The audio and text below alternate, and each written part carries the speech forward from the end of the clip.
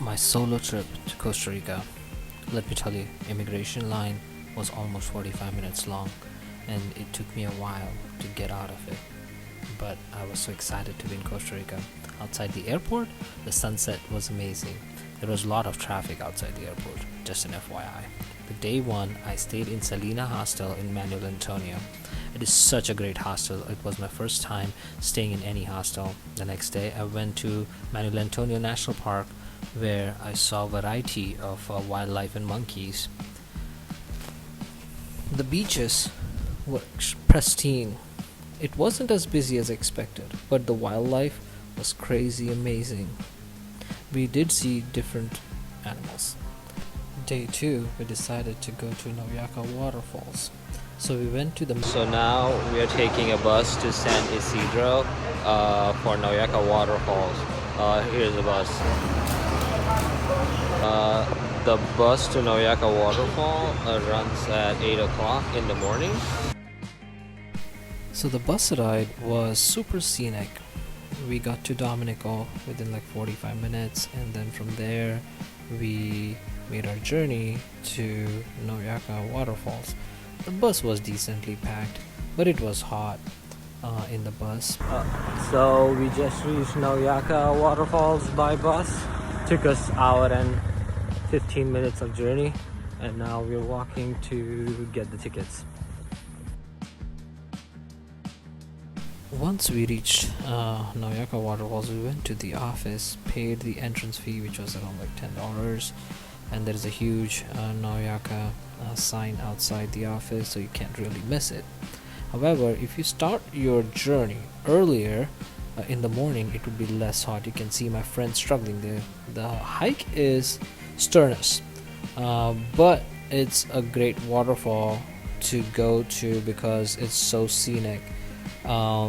It took us around an hour and a half to get to the base camp where the waterfall is, and you can see the horses right there. We took the steps down to the waterfalls, and you can see there are so many people at the waterfalls enjoying the humongous waterfall, and we had a great time just enjoying and staying in water. The water was surprisingly cold, and there was people jumping from the top of the waterfalls. As you can see, my friend Keegan just jumped in the water, and then we saw some cool birds while we were coming back, walking back from the Nauyaca waterfalls, and we don't know what bird was that. So we have finished our hike to Nauyaca waterfalls, and let me tell you, it's a very intense hike, so better be prepared to climb up the hill and down the hill. If not, there's also a $32 round trip from the main office over here, and you can take that, and then you don't have to worry about hiking that much. But it was a great waterfall, and we enjoyed it. I wish I would have stayed in Manuel Antoni for a little bit longer, but it was time to go to La Fortuna. Reaching La Fortuna the next day, I decided to take a full day guided tour to Arenal volcano. During that time, I spotted a sloth. It's amazing how guides can just spot a wildlife. We started walking up the volcano. Well, we didn't didn't hike on the volcano, but on the side, and you can see we were going through the jungles and also spotting a wildlife. Please do not feed the wildlife around Costa Rica because they like to be in their natural habitat, and they can also bite you. We also decided to go to a butterfly park, and then in the mid-afternoon we decided to go to La Fortuna waterfalls.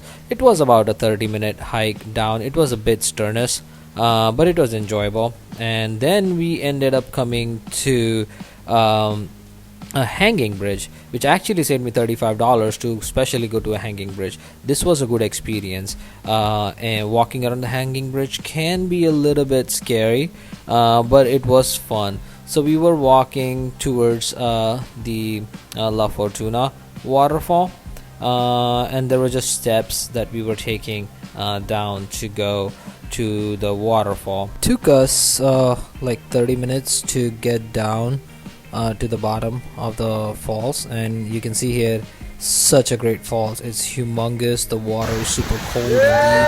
Me and my friends were having a good time at the waterfalls, and then we went to this Kapi Kapi tribe where they had this beautiful art about their tribe, and they were explaining what kind of what do they do. Then these are the coffee beans that I saw. In the evening, we tried this drink called a chili quara. It's the local drink that people drink. Then we were just having a good time. I met these cool people, and it was truly phenomenal getting to know all these people who are from the different parts of the world. Then later we went to this local spot where it's hot water spring, and they put candles there. Late at night we went to this dance club. It was pretty slow for until midnight, but slowly people started coming in, and we called it a night. The next day I had to go back to La Fortuna to San Jose. They stopped at this coffee shop to get coffee, and let me tell you, this is one of the best coffee shops in La Fortuna. It was great. It looked great. The coffee was great. I think I only had coffee over there. Then we took the bus from the main bus station. I stayed at Selena in La Fortuna, and the bus station was like right 2-minute walk from there. So we took the local bus and we went to San Carlos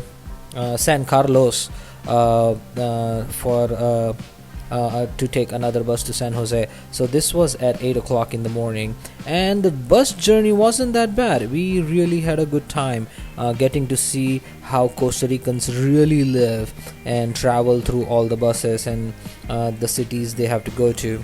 So this is San Carlos, and now we are taking a bus to San Jose, and it wasn't a difficult journey at all. Everything is written clearly. People can speak English. They know which buses to take, and people are really helpful. And it wasn't that difficult finding a bus to go to San Jose. You can see my friend Thibaut getting into the bus to San Jose. You can see it's written on the board as well. Once we put our luggage into the bottom compartment of the bus, make sure that the compartment is locked so that nobody steals anything, because there were cases that happened where people have lost luggage. You can see outside how foggy the roads are when you're driving through the mountains from La Fortuna to San Jose. The bus coming to San Jose also stops at the airport. This is the main bus terminal where they dropped us. So we got our bags and luggage and went inside the bus terminal. The bus terminal has internet, so you can call your Uber and outside the bus terminal, and then you can just get into Uber and go around San Jose. As you can see, San Jose is a crowded. There are a lot of people around and small shops. They say San Jose isn't safe. Downtown San Jose is very vibrant. Look at those arts. Then we visited this restaurant called as La Esquiera de Buenos Aires, and they have one of the best steaks around Costa Rica. I ordered the caprese salad because I don't eat steak. However, because it was so good, I decided to give it a try, and it was amazing. This restaurant is really authentic Argentinian food, and the ambiance is amazing. My Airbnb was in Barrio Escalante, and this is the reception for my Airbnb and building. This building is protected. There is a security at the bottom, so nobody can just like come in. So you need to have like an access card to come and access the elevator and go to your Airbnb. My Airbnb was super cool. It was one bed, and this was the view from my balcony. We were on the 16th floor or something in Barrio Escalante, and you can see almost all of the San Jose. Such a beautiful city. This was the most amazing view. And in the evening, we decided to check out bars around Barrio Escalante. Barrio Escalante is a safe place to be. So this was the pub, British pub we went to, and it did have like a local British vibe. The next morning, we decided to try this cafe.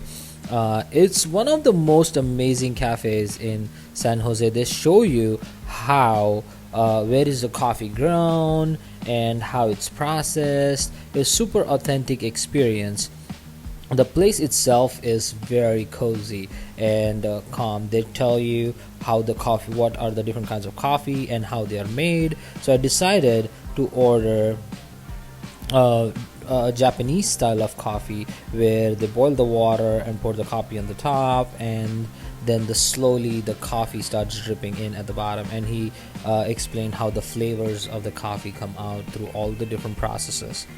I kid you not, it was one of the best coffees I had in a really, really, really long time. And the food was absolutely authentic. Then we rushed to the airport. It was really busy.